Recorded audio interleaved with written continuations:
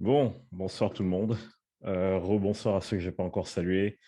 Euh, j'ai pris qu'on passe un super moment. On est toujours dans la série en fait qu'on a commencé avec Steve Blacka, Vivre le livre. Et alors aujourd'hui, je vais faire un bond en avant, un bond très lointain, et je vais aller tout de suite dans Acte 10. Donc je ne sais pas si vous avez vos Bibles pour suivre avec moi. Alors, je ne sais pas si c'est utile que je vous lise tout Acte 10. Mais je vous conseille juste de le lire, vous personnellement, pour gagner un peu de temps. Et je vais essayer juste de vous raconter, vous relater un peu ce qui se passe dans Acte 10. Donc, au début, il y avait un homme à Césarée, un homme nommé Corneille, centenier dans la cohorte dite italienne. Cet homme était pieux et craignait Dieu avec toute sa maison. Il faisait beaucoup d'aumônes au peuple et priait Dieu continuellement. Et j'aime en fait comment ce récit donne brièvement des détails sur qui était Corneille. Et je pense que c'est tellement important pour la suite, tellement important pour comprendre en fait où on va aller ce soir. Et de façon globale, qu'est-ce qui se passe dans la vie de Corneille? Donc, on sait que cet homme aime Dieu, il cherche Dieu. Et Dieu va lui parler en songe. Il va envoyer un ange par la Corneille en lui disant, écoute, il y a un homme qui s'appelle Pierre, et qui vit à tel endroit, donc envoie des personnes pour aller le voir, pour l'inviter à venir et à te parler de moi. Donc Dieu va commissionner Pierre aussi de son côté pour aller rendre visite à Corneille, pour lui parler de qui est Jésus, quel est le message de l'Évangile, ainsi de suite. Une partie qui m'intéresse énormément, c'est de voir en fait l'attitude de Pierre lorsqu'il arrive. Donc Pierre arrive à Césarée, il arrive chez Corneille, et Pierre demande en fait, mais pourquoi je suis là? Qu'est-ce que vous attendez de moi? Donc, Corneille lui explique le rêve qu'il a eu et donc Pierre se dit: «OK, si Dieu a même parlé à des personnes qui ne sont pas juifs comme nous», il fallait savoir qu'à l'époque, ils considéraient encore l'évangile comme quelque chose d'exclusif au peuple juif. Donc Pierre se dit: «Ben, en fait, si Dieu leur parle aussi à eux, donc on doit leur apporter le message, on doit s'ouvrir à eux, on doit aller vers eux pour leur dire ce que Dieu a fait». Et de là, on voit qu'il y a quelque chose qui se passe qui, pour moi, est très intéressant. Donc, euh, je vais déjà commencer par lire juste la partie où Pierre est en train de s'adresser à Corneille.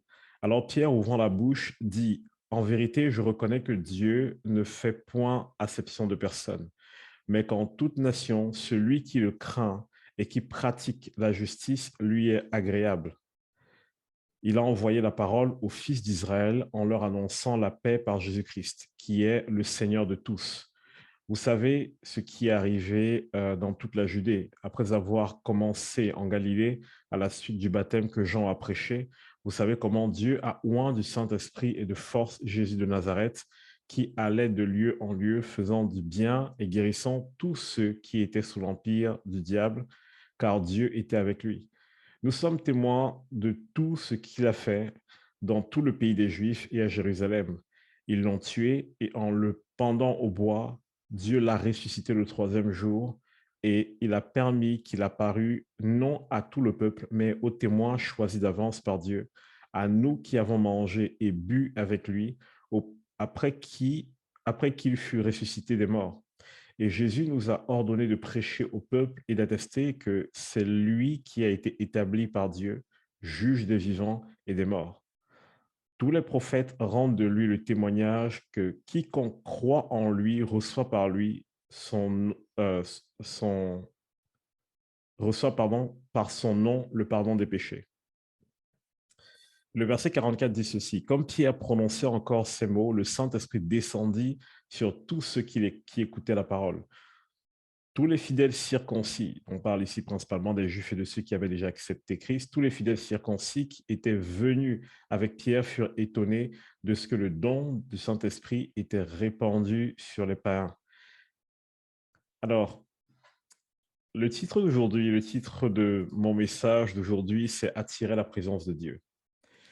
Attirer la présence de Dieu. Et on va se dire, OK, quel est le rapport avec Corneille? Il n'a rien fait pour cela. Pourtant, moi, je crois que si. Je crois que Corneille a mis en place des choses dans sa vie qui ont juste ouvert la porte au surnaturel, qui ont juste favorisé le fait que euh, tout se passe, ou alors la manifestation de Dieu soit la plus facile et la plus évidente possible.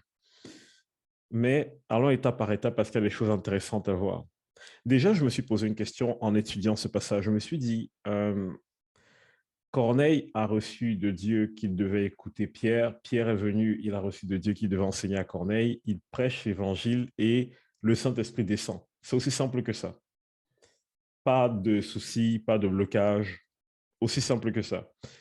Plusieurs fois dans Actes des Apôtres, vous allez voir ça se passer. Vous avez Pierre qui rencontre des disciples de Jean-Baptiste le chemin et il leur parle en fait de Jésus, il leur parle du baptême du Saint-Esprit. Ils disent, mais de quoi tu es en train de nous parler? On ne sait pas ce que c'est. Pierre prie pour eux, boum, manifestation. Et par contre, je me dis, Seigneur, quand je regarde un peu nos églises, nos groupes, je n'ai pas l'impression que ça se passe comme ça en fait. J'ai l'impression qu'on rame un peu. Je ne sais pas si c'est votre observation aussi, mais moi, j'ai l'impression qu'on rame un peu. J'ai l'impression qu'on va chercher cette présence, cette manifestation du Saint-Esprit à coup de louanges, à coup de plein de choses. On galère énormément et pour moi, je pense qu'il y a quelque chose qui n'est juste pas normal. Et c'est pour ça que j'ai étudié un peu Corneille. J'ai voulu comprendre qu'est-ce qui fait que quelqu'un comme Corneille, dès que la parole de Dieu entre en contact avec lui, il y a manifestation du surnaturel, et nous, on a tendance à ramer un peu. Et il y a déjà, avant de parler de la personne même de Corneille, j'aimerais déjà nous poser deux questions. La première, c'est quel est le genre de message que nous écoutons? Quel est le genre de message que nous écoutons? C'est tellement important de se poser cette question parce que parfois on peut penser qu'il faut un prédicateur éloquent ou il faut des révélations tous les dimanches ou tous les jours pour que la puissance de Dieu agisse. Regardez le message que Pierre a prêché. C'est le message le plus basique qui est centré sur la vie de Christ, sur la mort, sur la résurrection, sur l'œuvre de la croix. Et ça suffit. Et moi, je me pose cette question, est-ce que parfois, dans cette recherche d'aller plus loin avec le Seigneur, on ne s'est pas encombré de plein de choses qui finalement viennent faire obstacle au message pur de l'Évangile? Parce qu'aujourd'hui, quand j'entends certaines personnes prêcher ou enseigner, je leur demande c'est quoi l'Évangile? Elles me parlent de tout sauf de la croix. Il y a des églises ou des assemblées, et je veux critiquer personne, mais c'est la réalité, où j'ai l'impression que c'est devenu la spécialité de l'enseignement, c'est le diable. D'autres, la spécialité de l'enseignement, c'est la fin des temps. Enfin, j'ai l'impression que tout le monde est parti dans une spécialisation dans son message. D'autres sont très tournés prophétiques, d'autres sont très tournés apostoliques, ceci, cela. Mais au final, je me dis, est-ce que le message que nous professons, est-ce que le message sur lequel on est ancré, celui qu'on donne régulièrement, c'est un message qui est centré sur la croix? Parce que dans Actes des Apôtres, vous ne verrez que ça. Et c'est le seul message que les apôtres portaient. Et c'est le seul message qui finalement a fait une différence. Maintenant, je ne dis pas qu'on ne dit que le mot croix. Je ne dis pas ça. Mais ce que je veux dire, c'est que est-ce que finalement, les messages que nous écoutons régulièrement sont en train de nous centrer sur Christ, sur ce qu'il a accompli, ou est-ce que ce sont des messages qui vont être centrés sur d'autres choses qui finalement n'apportent pas la vie? Donc, pour moi, la première question, c'est quel est le message que j'entends? Parce que je crois que c'est dans le message que j'entends qu'il y a la puissance de Dieu qui se manifeste. Voici ce qui est écrit dans Matthieu 15, je lis les versets 4 à 9. Car Dieu a dit, honore ton père et ta mère, et celui qui maudira son père ou sa mère sera puni de mort. Mais vous, vous dites, celui qui dira à son père ou à sa mère, ce dont j'ai pu t'assister est une offrande à Dieu, n'est pas tenu d'honorer son père ou sa mère. Vous annulez ainsi la parole de Dieu au profit de votre tradition. J'ai lu tout ça juste pour connaître le contexte de ce verset. Mais voici quelque chose qui, moi, me marque. Il dit, vous annulez la parole de Dieu. Vous annulez la parole de Dieu au profit des traditions. Moi, ça m'a beaucoup travaillé. Je me suis dit, OK, qu'est-ce qu'il essaie de nous dire ici quand il parle d'annuler la parole de Dieu? Est-ce qu'on peut annuler la parole de Dieu? La parole de Dieu est supposée être toute puissante, elle est supposée être éternelle. Est-ce qu'elle peut être annulée? Mais au final, on se rend compte que lorsque nous vivons dans nos propres traditions, c'est-à-dire dans notre propre perception des choses, la parole de Dieu n'a aucun effet dans notre vie. Et donc, finalement, si je prie, si je jeûne, si je fais tout ce qui est spirituellement, du point de vue des églises, intéressant de faire, mais que dans ma façon de vivre et ma façon de penser, je continue à penser selon mes propres traditions, selon ma propre interprétation des choses, selon ma propre perception des choses, est-ce qu'au final, je n'annule pas la puissance de Dieu dans ma vie? Est-ce que je n'annule pas la parole de Dieu dans ma vie? Ça, c'est la question que je me pose. Et je suis allé regarder le mot annuler. Le mot annuler veut dire rendre sans force. Donc, ça veut dire qu'on peut écouter cette parole, mais à cause de tout ce qu'on écoute à côté, ou à cause de notre culture, de nos traditions, de notre façon de penser, de notre façon de faire, cette parole finalement qu'on a entendue est rendue sans force. Elle n'a aucune puissance. Et pour moi, je pense que c'est vraiment un axe sur lequel regarder. Alors, quels sont les messages que j'écoute? Quelles sont les choses que j'écoute continuellement? De quoi est-ce que je me nourris spirituellement?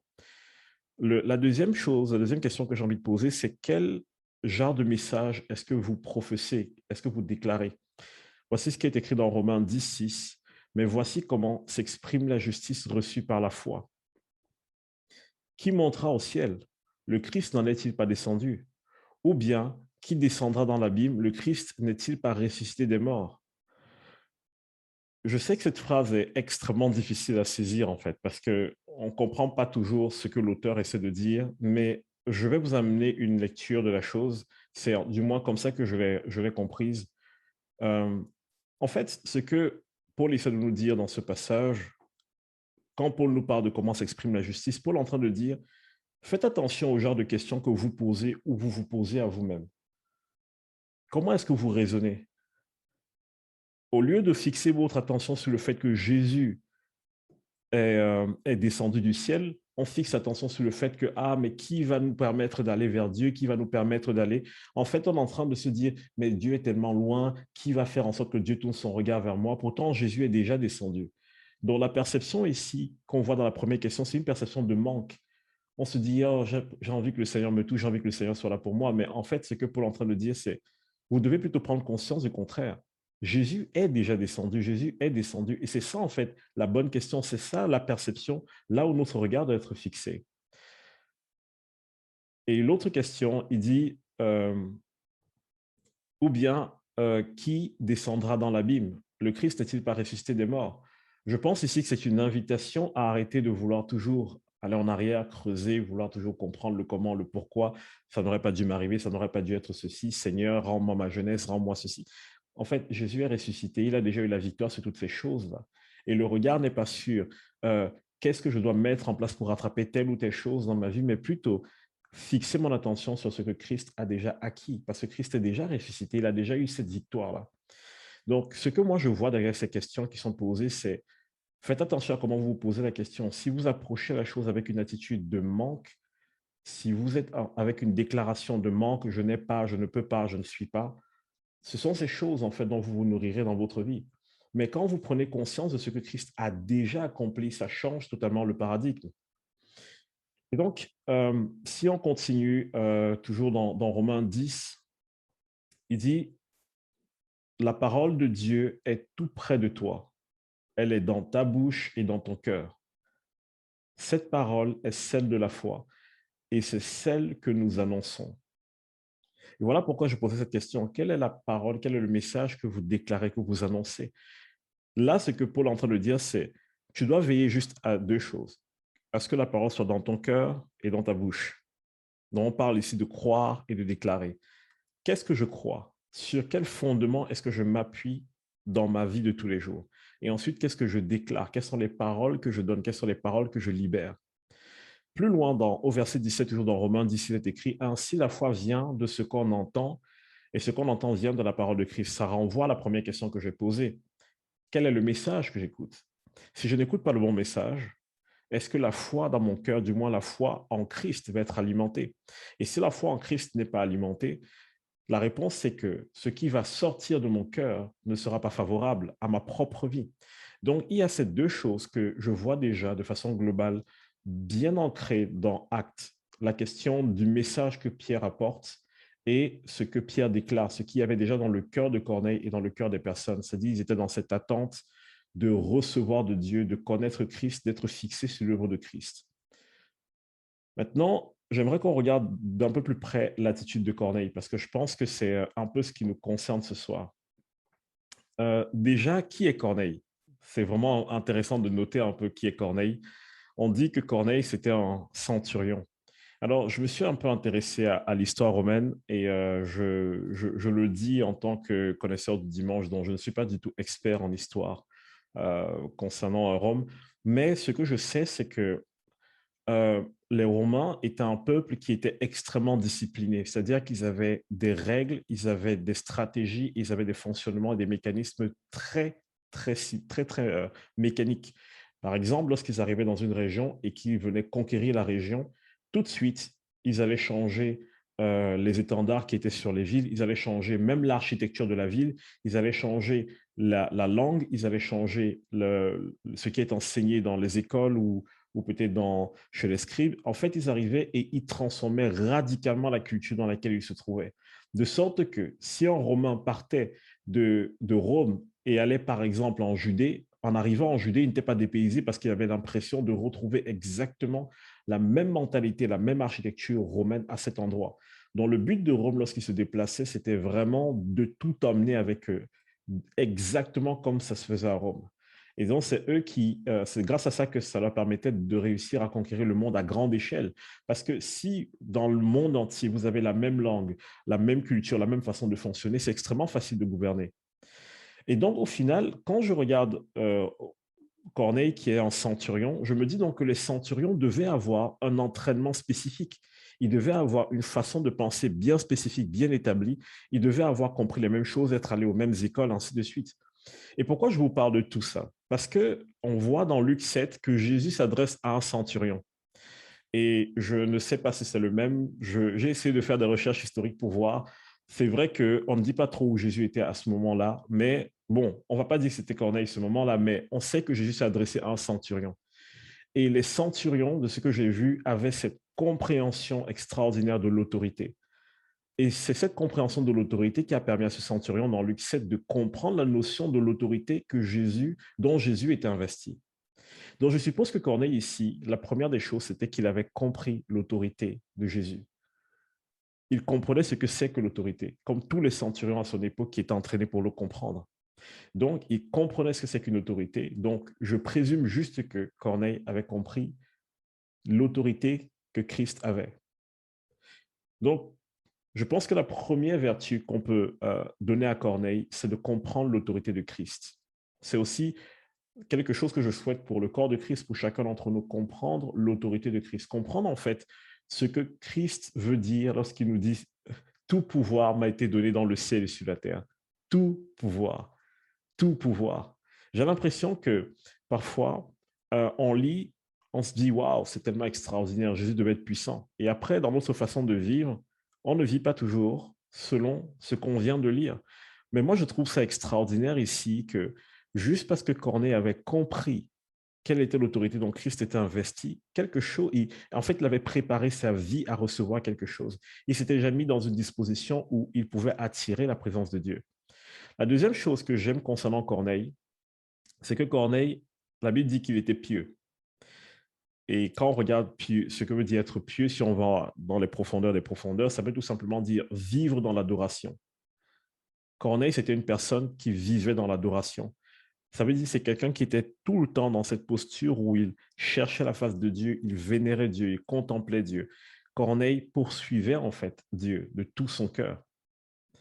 Et moi, je trouve ça tellement étonnant parce que regardez attentivement, Corneille poursuivait Dieu, il voulait connaître Dieu.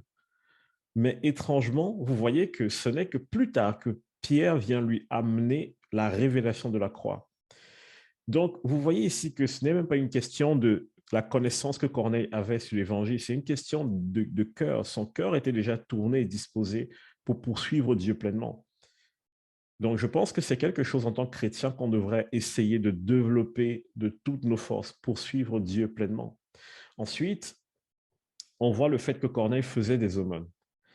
Je sais que nous, lorsqu'on parle seulement d'aumône, c'est plus donner une pièce aux pauvres et tout ça. Moi, je crois que ce n'est que réducteur de présenter les aumônes ainsi. Si on regarde bibliquement, ce que veut dire faire des aumônes, c'est s'atteler à faire du bien au monde autour de nous. S'atteler à faire du bien au monde autour de nous. En d'autres termes, aimer son prochain. Donc Corneille, c'était une personne, c'était quelqu'un qui aimait son prochain et qui faisait tout ce qu'il pouvait pour prendre soin de son prochain. Et j'ai un jeu de mots assez drôle là-dessus. Donc, je me dis juste, Seigneur, parfois tu nous demandes, enfin pas parfois, Seigneur, tu nous as demandé d'être le sel de la terre, mais nous sommes salés. Nous sommes très salés envers les gens. Et là, c'est un jeu de mots. Bon, si vous avez compris, c'est très bien. Mais moi, je vois Corneille avait compris la chose. Corneille s'est dit, OK, mon attitude vis-à-vis des personnes est tellement importante et je vais m'atteler, je vais vraiment prendre à cœur le fait de prendre soin des gens autour de moi. Corneille avait compris en fait que ce qu'il était, ce qu'il faisait, avait un impact sur la culture autour de lui et il avait son rôle à jouer. Ensuite, on dit aussi que Corneille priait continuellement. Je pense qu'en tant que chrétien, c'est sûr que vous l'avez déjà entendu encore et encore, mais je vais le dire, notre vie de prière est extrêmement cruciale. Et Corneille l'avait compris. Donc, même pour quelqu'un qui n'avait même pas encore la révélation pleine de la croix, il cherchait Dieu, il priait continuellement, il voulait connaître Dieu. Et c'est tellement étonnant parce que Corneille était romain. Donc, Corneille n'avait même pas, à mon avis, le droit d'entrer dans le temple. Donc, Corneille n'avait pas toute cette connaissance que les Juifs possédaient à l'époque, mais Corneille cherchait Dieu. Il priait continuellement. Et moi, je me dis que lorsqu'on a en face de soi quelqu'un qui connaît l'autorité de Christ, quelqu'un qui est pieux, quelqu'un qui fait des aumônes, qui vit dans une vie de bonté, de miséricorde, qui pratique la justice, quelqu'un qui a une vie de prière, lorsqu'on est face à ça, comment est-ce que la présence de Dieu ne va pas être attirée? Parce qu'on voit au final que Dieu n'a pas pu résister à tout ça. Dieu a carrément déplacé Pierre pour aller chez Corneille, pour dire, il y a quelqu'un là-bas qui doit entendre parler de moi, il y a quelqu'un là-bas qui a soif, qui a faim, il y a quelqu'un qui me désire ardemment.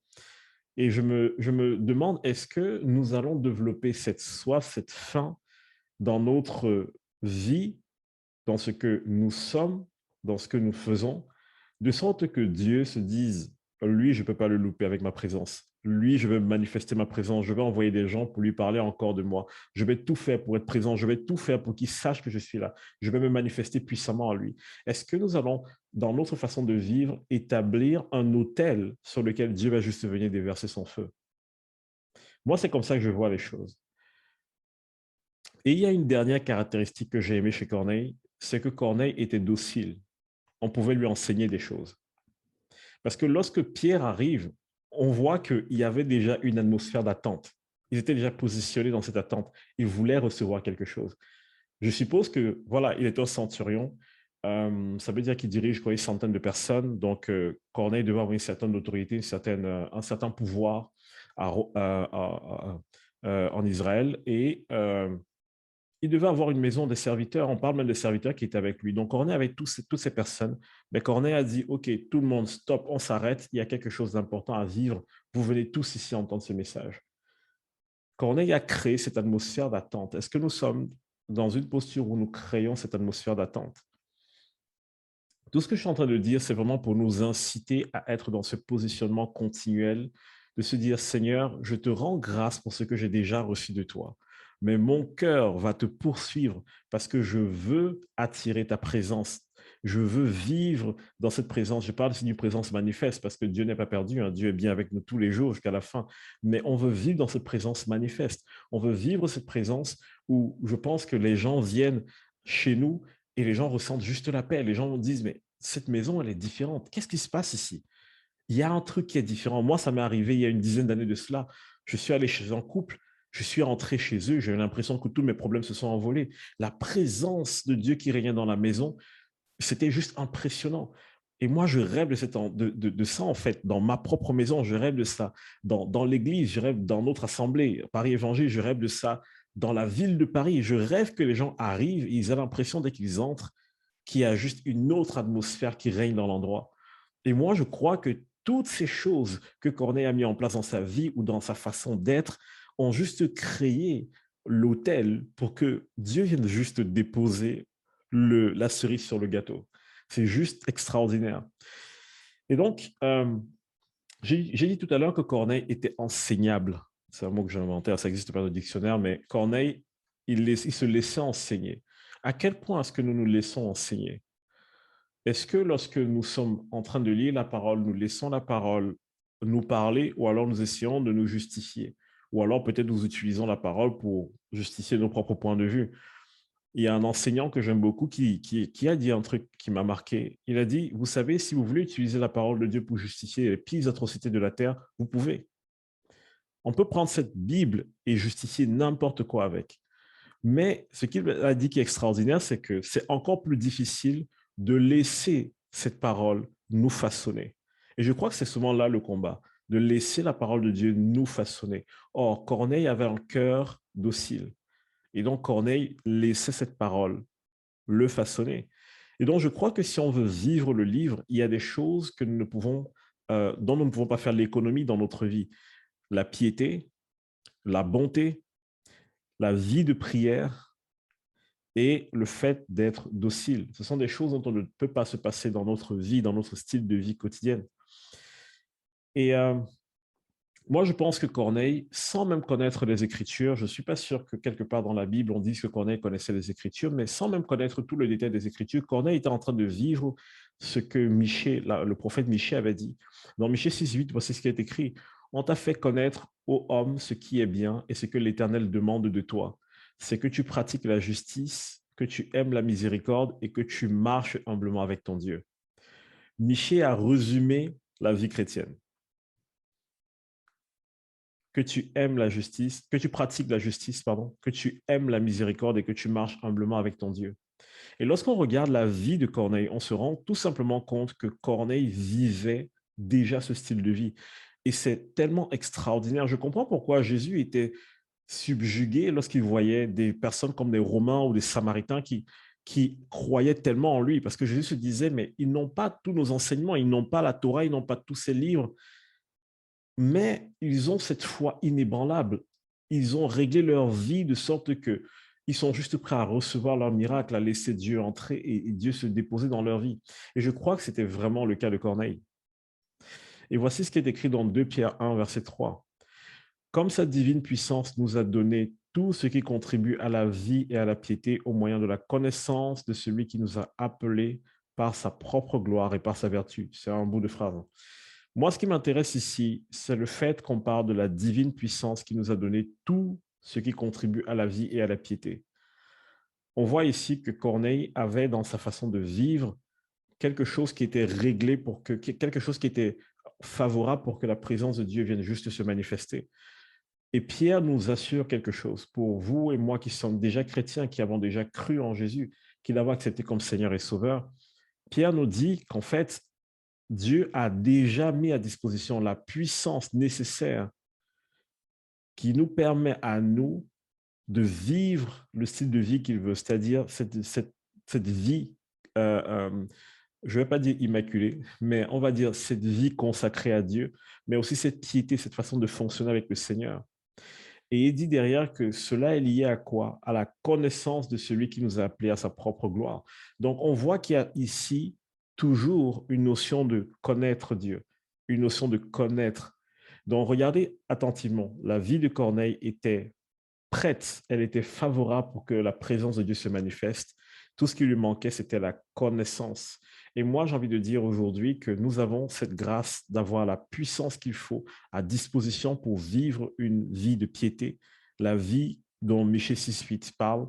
Et nous avons aujourd'hui la capacité de grandir dans cette connaissance de Christ.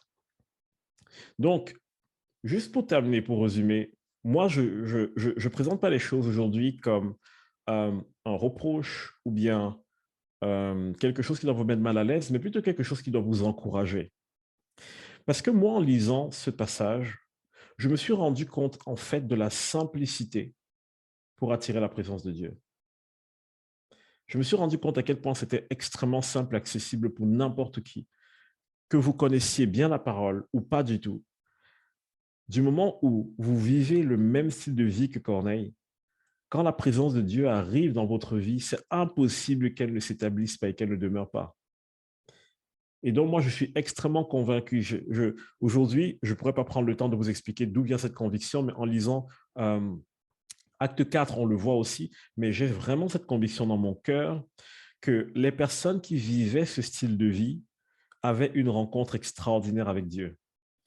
Et moi, c'est mon souhait. Je ne sais pas pour vous, mais c'est mon souhait, c'est mon désir ardent qu'on soit tellement immergé dans la présence de Dieu, qu'on soit tellement versé dans sa présence, que ce soit quelque chose de tellement palpable, de tellement évident, que des gens viennent spontanément à l'église et soient guéris, que les gens viennent spontanément à l'église et soient radicalement sauvés, transformés, délivrés. Et moi, je crois que ça commence par un style de vie comme celui de Corneille.